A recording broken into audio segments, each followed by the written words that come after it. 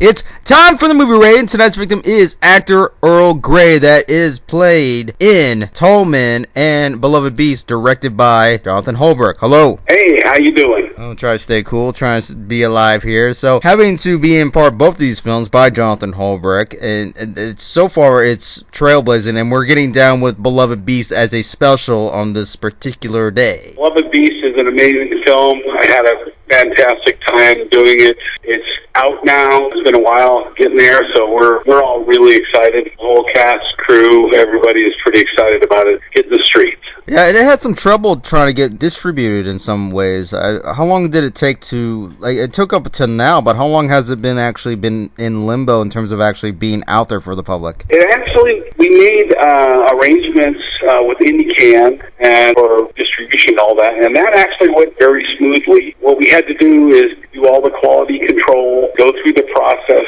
to make sure that there wasn't anybody's logos and all that, and get everything signed off. So there was a process we had to go through to get all that, and all the things you have to do to get subtitles in a bunch of languages because it's worldwide. Kind of marched through all that stuff and got it out. It actually, believe it or not, is out a little bit earlier than it was planned because in October we're having the premiere in theater in Hollywood, and so it came out on VOD a little earlier than it was supposed to. But all's good. Is this actually going to be in a couple of selected theaters, or is this like within particular state, or are we going to is this actually going to hit worldwide in the next couple months or so? It's to be determined. What we're starting off is in theaters in Hollywood, very limited release. Going to see how that goes. They're literally going to check that out and see what the response is, and then make a determination with us after that as to what other theaters we may hit across the country. It may hit up to 5 theaters, but we're all going to sit down and check that out when we get done with Hollywood. Very nice, and hopefully it goes even further than that. But in terms of like where the locations are during this film, was this actually one spot, or did you actually have to bounce from different locations, even through other states, to get the atmosphere of Beloved Beast? Well, it all actually takes place in a place in another dimension called Slewtown.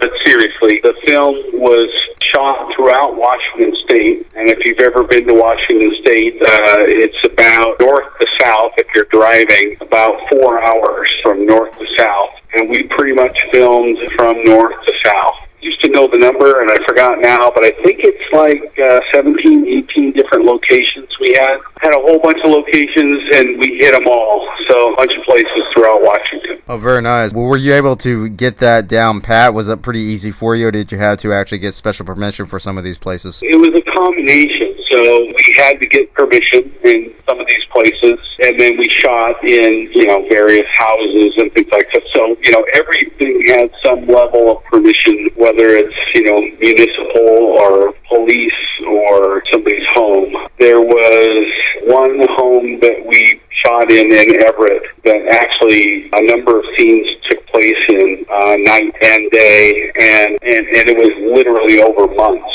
that we were using this location, and the poor couple who lent us their house, we were taking over their house for days on end, over and over again, but they suffered through it, and it was critical to the feel of the movie. A lot of Jonathan's movies, the whole universe, we call it, of Slewtown, you'd have to watch the movies, whether it be Tall Men or Beloved Beast, but it's about a feel. It's not a particular time. It feels like the 70s or 80s, but it isn't necessarily. It doesn't have cell phones, but it has some new cars, but it all has a particular feel that's not right, and you know that much. And so every prop, every location, every actor, every performance has to reflect that in order to keep the universe together. And so all of these locations we were at were kind of critical to making the Slewtown universe. Now, the story itself, it is timeless, like one of those timeless films that you just mentioned, that you don't know where it's at particularly, or where exactly it's at. You don't know if you just, like you said, you just have that feeling, you just get that kind of weird vibe that something might be happening, or you just think that it's progressing and so forth. But having to develop the story that is a little bit of awkward, a little distraught within the characterization, was it really difficult to actually tone the locations to incorporate with the story, having to tie it with it? Was it having to get the tone down and having to have actually match this kind of story with it? Hopefully, when you watch the movie and you get this eerie feeling, even when nothing is substantially happening in that very moment in time. And to get that is not a simple thing. To get that requires everything from a location to everything on the set. There isn't a piece of art hanging on the wall. There isn't a piece of furniture in a house. There isn't a piece of clothing. There isn't a performance by any of the actors that isn't purpose-built towards building that odd feel of Slewtown. Now, having to perform in this film yourself, you also play an interesting role as well in having to extend that within the universe of this film. Can you tell us a little bit your involvement, of how you actually wanted to do the role, and what the actual significance is in this particular film? So Jonathan Holbrook, myself, and a guy named Dave Schechter, we are together. We are Chronicle Factory. And we've been actually working together for quite some time now. Early on, I played a character named Johnny Rocketfield for Jonathan in a short called Whiskers. It's out there if you want to see it. Johnny Rocketfield was a very enthusiastic salesman. So as time went on, I told Jonathan that I wanted to play a bad guy. So he wrote this part, me in mind, and the character that I play in Beloved Beast, Ash, he is the local drug dealer, pretty much everything bad. He's done it. And not to give too much away, but starts dabbling in human trafficking in this film. So there's not very much redeeming about Ash. So I really reveled in that character. The one thing, though, with the entire universe of Slewtown is it's all slow burn. So everything is dialed down about 10 notches, and that very much includes Ash. So a lot of what comes out of Ash is a twitch here and an interpretation there, but he is not a nice guy. Now, was there ever any kind of doubts or any kind of concern whether this character should be any connection with any other characters in this movie at all, or do you think this should have been more of a standout, or anything else related to that? No, I mean, I had a really good idea of who Ash was. Just my particular way of doing things, of training for acting, is I either have to know or build a backstory for the person I am, because, as they'll say, acting is really being. So to be this person, I need to know who this person is. And so Ash is basically given up completely. He would probably kill himself if it wasn't so much work. And he's divorced. He has kids but never sees them. He lives alone. He's done every kind of crime possible. He's really a loner. He has no friends. He has nobody he trusts. And so he's pretty much hollow. And hopefully you see that in the character coming through. He's pretty much used up, seen it all, been there, done that, and is very jaded on life in general. And so no connections to anyone unless there's something in it for him. And I noticed there's a very small hint of sympathy in a way. There is a particular scene in this film, which I'm not going to give away. There is a particular scene that I've noticed that this character has a small hint of some kind of sympathy. Because we notice that Ash does have some kind of emotion, but it's very hard to actually penetrate that, because here's a guy that, like you said, has been through it all, and he's into everything bad and so forth. But we see that at least a little hint of each character in this movie, including this one, that something was going on in their past, or there's something they're still trying to figure out in their current state. I'm glad you noticed that. I'm very happy that you noticed that. Again, see, Ash has kids. He doesn't see them, but he has them. And so that is his empathy that he thinks, and again, not to give away the movie, but in the position, in the situation he's in, he has a twinge there because he also has a child. He can have a little bit of empathy there, and it doesn't stop him from doing what he's doing, but he feels it just a little. Yeah, and a little bit of that struggle going on, but having to work with children in this type of film, was there ever any restrictions or any kind of specific rules? Because Sanaya, I can't remember how old she was in this movie, but having to work with a child and certain things, usually there's some rules, but was there anything special that you had to bid in order to continue filming? Jonathan runs a really professional set, and as usual, he did that here. For him, it's all about communication. Sanaya's parents, either one or both, were there all the time, and so communication from Jonathan, both with Sanaya and also with her parents, before, during, and even after, was constant, so that everybody knows what we're doing, why we're doing it, etc. It's interesting, making this film, if you look closely, that the scenes that Sanaya is in, a lot of the stuff that Jonathan builds as far as violence and things like that, a lot of it's implied.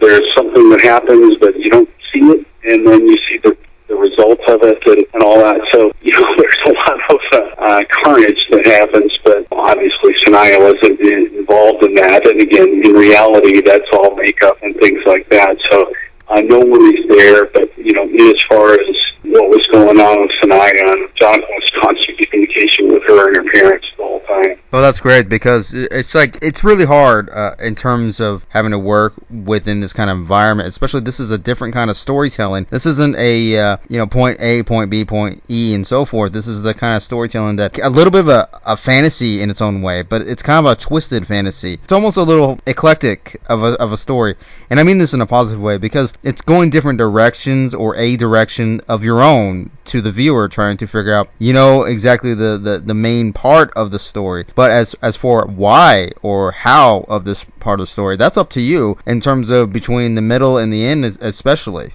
Yeah, I absolutely love that about this movie, in that there are a lot of parallel stories going on. The movie was very ambitious in that way. If you think about it, a very large ensemble cast, a lot of sets, a lot of locations, and the story required that, because it's a lot of different stories. Everybody's got their own story happening. Ash has got his stories. She's got hers. Everyone's got a story, and they all come slamming together, in different parts. And I just love the way that's written and came together in the film. That's one of the things that was really attractive to me about this.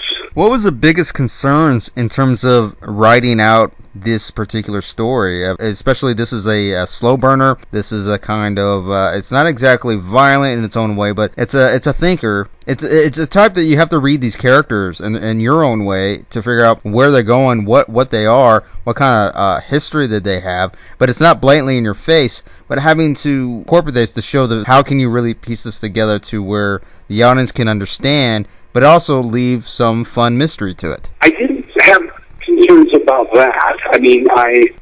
I know the writer and I know the director very well, so I had complete confidence in that aspect of it. And once the cast is decided, it's a fantastic cast, all of which I know, or got to know, but most of which I knew in the beginning, so I had complete confidence there. The one worry I'd say I would have was that it was such an ambitious film that the length of the movie was what was required, to be able to tell the movie. And we filmed this movie over almost exactly 1 year.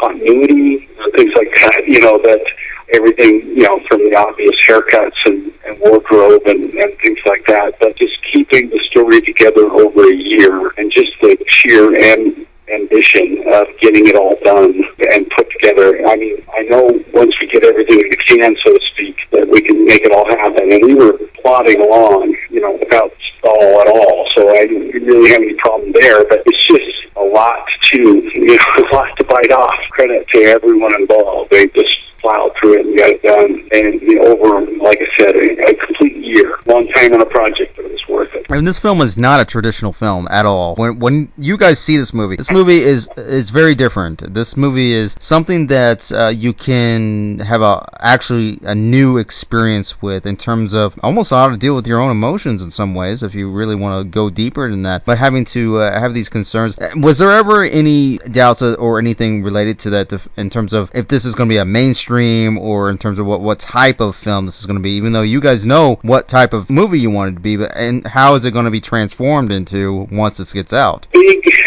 worry for me was that all along, the way Jonathan works is that we're seeing trailers and things like that constantly, almost like dailies. So we're seeing everything that's happening as it's happening, and a lot of the movie was shot out of order, but knowing the story, you're seeing all this thing, and can't help but feel really good about all those shots and all that go on and on. We're seeing all that. So quite frankly, I was getting, more and more excited as time goes on, because I'm seeing the results, little piece at a time. When it was ended, and Jonathan told me that close to the final edit, he said it was almost 3 hours. I started to be concerned about it. But then I got the chance to see, a rough cut of it at I think it was right at 3 hours at the time. I think I managed to cut a little bit out of it. But it's, for me, you look at that and you say, man, I'm not sure what I would cut. So all of us, Chronicle Factory, Dave, Jonathan, myself, we have this movie that we all really like, but now we're going to go to distribution. Now we've been in talks with them before, but now we're going to give it to them. And almost 3-hour movie that is a horror movie is not traditional, as you said. It's not a regular movie. So there was some concern there. Jonathan, to his credit, he held his ground. And I say held his ground because it wasn't really an argument at all. It was just going in, we said, nope, this has to remain the way it is. We're not going to allow you to edit it, cut it down, change the title, do anything. It is what it is. In a sense, kind of take it or leave it. And they were happy to take it. And so there was some concern going in, because, anytime you do something non-traditional, whether people are going to accept it. To their credit, also, they accepted it. There was very little discussion about it even. It was just, yep, it's fine, it's great, let's move on. So that all, those negotiations and all that happened over a couple of days, believe it or not. We were all really happy at the end of that. Well, that's awesome, because that's actually pretty rare, at least now it is, because everyone's always asked, wanting something else and wanting to take this out, wanting to make something more appealing. There's, let's just say, less scenes. They want more of that. They want more action and so forth. But I notice in this film, the communication between each characters, the key of these characters, they're not very verbal in their own way, because they're looking at each other, and there's a lot of moments where these characters are looking at each other, standing in front of each other, but you get the idea of the reaction of the moment before it even happens, before they even say anything. You understand that, oh, well, okay, you can tell this character is getting mad, and then they say something to the character or whatever, and you can, or maybe there's something going on with them in terms of like let's say they're a drug addict or something, or maybe they had some a bad run-in or something. They don't really say anything, but you can feel it instantly before they actually verbally say something. You obviously get Sleutown. And Sleutown being an entire universe, that's sort of the laws of physics of Sleutown. Everyone in Sleutown has some backstory, some history that has negatively affected them. Everybody in Sleutown has something they're hiding, something that they're not really willing to share with everyone, and something typically that has sort of negatively affected their present, something in their past. And so you see that. So, David Lynch comes to mind, those kinds of feelings. You don't often know what that backstory is. Sometimes they come through. Maybe they'll come through in the next film, if not this one, as to why they are the way they are. But hopefully the way they are is obvious. And again, a lot of non-verbal communication, just exactly as you said it. But I really enjoyed that portion of this whole film, the whole overall tone of it, because this is I think it's almost a little bit of a low key in terms of acting wise, but I like it because you're telling the audience right there off the bat, but you don't need to always have to be verbal about everything. You don't actually have to be too dramatic about everything. It's usually just right there, just by a simple gesture or a simple type of feeling that character already has. It's basically transversing that feeling to you. You get it before they even speak. It takes a lot to make that all happen. It starts obviously in the writing, but in the filming and the angles and even interpretation, obviously we're doing a lot of nonverbal stuff. The tendency is to give it more sometimes, and the slow burn aspect is less. And everything from the writing to the color grading at the end builds that Newtown universe, but it is definitely slow burn, and you either get it or you don't get it. But you really need to understand that well in order to pull that off as an actor for any part in the film. Oh, definitely, and the fact is that this film you can follow just basically everybody in this film. Sanaya Lutzis, she does very well playing this part. Tabitha Bastian playing her role. I think in a way she's the most sympathetic character, because it looks like she's trying to be a good person, because we instantly feel the kind of history that she had, and she's kind of wanting to help Sanaya's character out in terms of almost like being a sister to her, that she didn't have, because clearly Sanaya's character is very alone. I can definitely feel Tabitha's presence in this, and like I said, that kind of characterization mixed within this type of film does give an interesting angle to the whole thing, to where it's going to lead you. She was fabulous at the film. As you mentioned, she was one of the people in the film that had some emotion. In her case, sympathetic. Yeah, she did a fabulous job. Sanaya, obviously the protagonist there, she was a bit sympathetic. I thought the part that was interesting to me was that Harvey was a little bit sympathetic in both the way, obviously completely nonverbal, but just emotion and I don't want to give away the movie, but a little bit sympathetic in there as well. So that was probably the one that many didn't expect. Definitely an interesting approach and its outcome, and it's definitely worth checking out. It reminds me a lot like something like Donnie Darko in a way, because this is one of those movies you kind of, if you're not fully aware of Beloved Beast when you first watch it, you could watch it again, and then you might really fully understand the second time. It's like watching Donnie Darko. It's like, oh, that's what that was. That kind of moment. Oh, that's what that meant. Well, I sure hope so. That's the intent. And again, with it being such a slow burn film, a lot, as you mentioned earlier, a lot of nonverbal cues. You're looking down at your cell phone when some of these happens, when Ash has a moment of empathy about a little girl, or is questioning what he's doing, or any one of the characters anywhere, you're going to miss it. So it's one of those films that, with so many low-key, non-verbal things happening, a glimpse at a lineup, maybe you can miss a lot if you're not paying attention. Oh, I definitely agree. You can miss something, because if you look away, you go to the bathroom, and you don't hit pause, you're gonna miss something. You're probably gonna say, "Oh, why she has this, or why is she doing that?" Well, that's because you left the room. You should have paused it. Would you like to add anything that we haven't covered in this film as of yet? Would you like to add something more to it? The only thing I would say is check out the film. It is a different kind of film. So empty your mind, sit back, relax. Take some time. If it were me, I'd watch it all in one sitting. Take your time with it. Make sure you've got the attention span to watch it. But I think I can speak for everyone on the film, and certainly Jonathan and Dave, partners in crime, that we're all very proud of it. The other thing I would say is that, as we mentioned, Beloved Beast takes place in Slewtown, and Slewtown is an alternate kind of universe where things are kind of the same as they are with where we're at. Some fairly substantial differences as well. and you haven't seen the end of Slewtown. Chances are you've never experienced in your life, and that's the beauty part of this. Beloved Beast is definitely something you definitely go rent probably multiple times. But you guys should check out Beloved Beast. Either you can check out the trailer on YouTube right now, and it's been up there forever. But check out that out. Check the trailer out. Get a good glimpse of this movie. You'll see what it is. At first, probably you're like, what's that? But that's the best part. It's supposed to make you wonder what this is. So you could check this movie out on YouTube, and it's probably floating around on Amazon and stuff, or at least on some online streaming areas right now, or is it purely in the theater at the moment? Yep, it'll be in theaters here in the next few weeks. Out on Amazon, on iTunes.